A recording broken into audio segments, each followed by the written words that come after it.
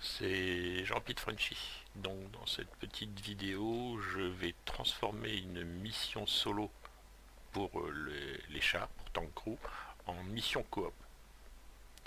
Donc pour ce faire, j'ai téléchargé sur le forum d'IL2 une mission de Tigre 88. Alors, on va aller la chercher. Donc, on va dans Ouvrir, IL2 sur Mavic, Data, Mission. Donc cette mission, c'est Ivan Counter-Attaque. Donc je l'ai dézippé, ça a donné un répertoire.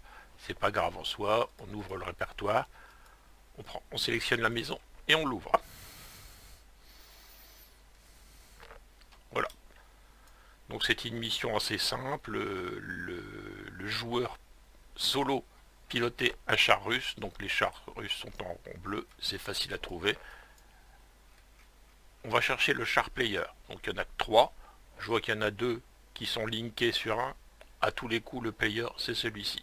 Donc on l'ouvre avec un double clic. Effectivement, il s'agit du char player. Ce char, donc on va le passer en coopérative. Il faudra impérativement qu'il soit pris au cours de la mission pour que les différents événements s'enchaînent. J'ai pas encore regardé les triggers, mais si c'est à base de temporisation, ça démarrera quel que soit le char pris. Si c'est avec d'autres choses, comme des passages obligatoires à un endroit ou des choses comme ça, si on ne prend pas ce char-là, ça ne sera pas pris. Donc impérativement, prendre le véhicule qui était en player lors de la coop. Donc je vais passer les 2 autres chars également en coop.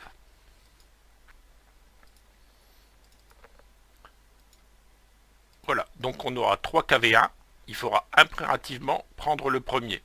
Je vais le renommer pour qu'on voit bien qu'il faille le prendre. Donc ce sera KV1 leader.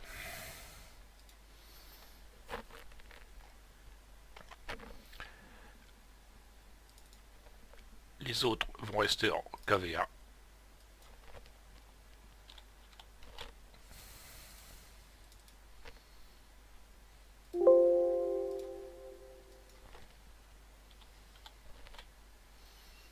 Voilà.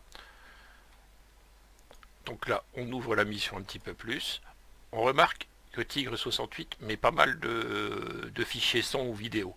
Ça va foutre un bordel monstrueux parce qu'il faut les mettre vraiment à un endroit précis. Le plus simple, c'est de les retirer. En plus, j'ai déjà regardé ces missions. Les fichiers son sont uniquement des petits moments de code morse qui permettent aux joueurs, quand il y a un subtitle, d'avoir l'attention attirée pour regarder celui-ci. Quelquefois, lorsque l'on joue, on est tellement dans le combat qu'on ne voit pas les subtitles. Ces petits fichiers son étaient là pour surligner. Donc on va les virer. Hop, voilà. Donc le souci, comme je vous l'ai dit, c'est que la mission est déflorée. On sait grosso modo où sont les unités ennemies. Voilà, donc dans cette mission, pour le moment, on a 3 chars russes en coop. Je vais rajouter un char en coop, mais de l'autre côté.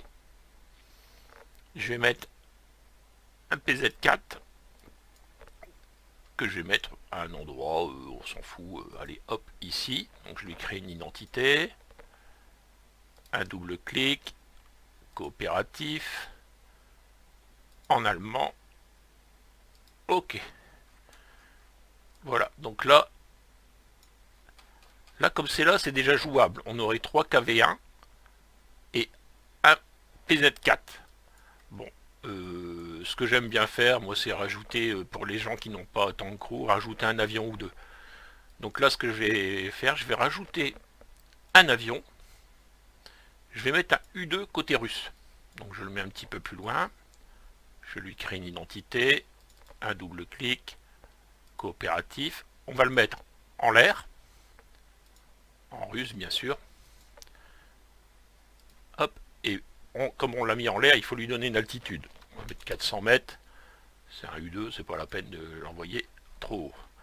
On le met dans le sens pour qu'il retrouve facilement ses copains. Donc là, identique, ça fonctionnera. Maintenant, il n'y aura aucune opposition pour le U2. Bon, comme c'est un U2, c'est pas très grave. Si jamais vous mettez un Stuka ou un IL2, ça serait sympa de remplacer une des unités IA par de la DCA. Bon, je vais pas le faire, on va dire que c'est fait. Donc voilà, cette mission a été transformée, elle est toujours en single, on va sauvegarder maintenant en coop. Donc je clique sur coopérative, et je vais la sauvegarder dans le bon répertoire. Donc on fait sauvegarder sous, data, multiplayer, coopératif, et on l'enregistre.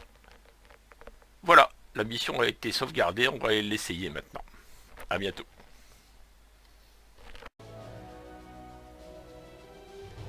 Bien, nous voilà dans IL2. Donc là, pour lancer la mission en coop, on va dans multiplayer, coopérative, continuer, créer un serveur. De là, on recherche la mission que l'on a créée. Yvan contre-attaque. On la passe du côté droit. Je vais retirer mes missions PWCG. Et on l'envoie. Ok, voilà. Donc on a bien 4 unités russes, le char leader, les 2 KV1 ailiers, le U2 et le PZ4 allemand. Donc je vais prendre le char leader et on va le tester. Ok, donc nous voilà dans le char. Je vais prendre la position du chef de char,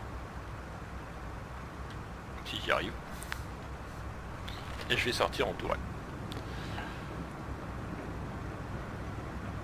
Ok, on va commencer à avancer. Les IA me suivent. Ça marche. Ah, on a du monde à face, je repasse en tourelle.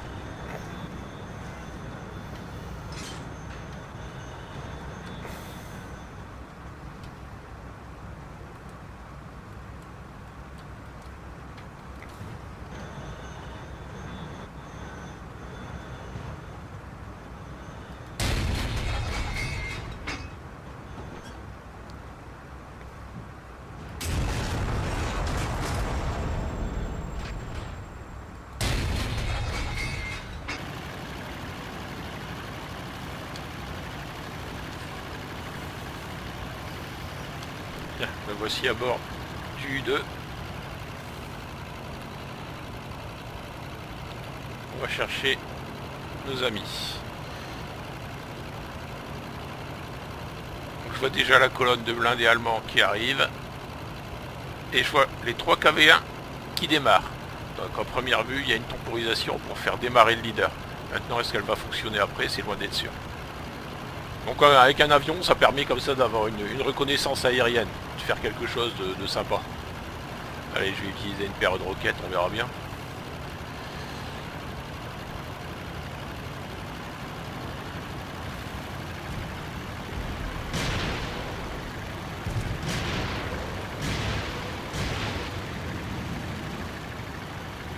Pas sûr d'avoir touché sur ce coup-là. Ok, donc cette fois-ci, on va la faire à bord du PZ4.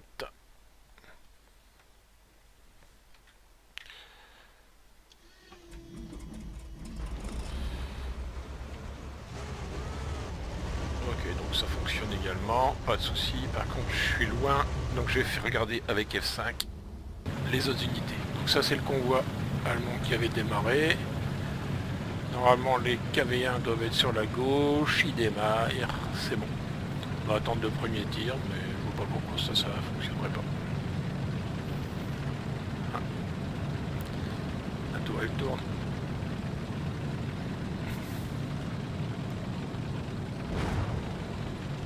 Ça fonctionne.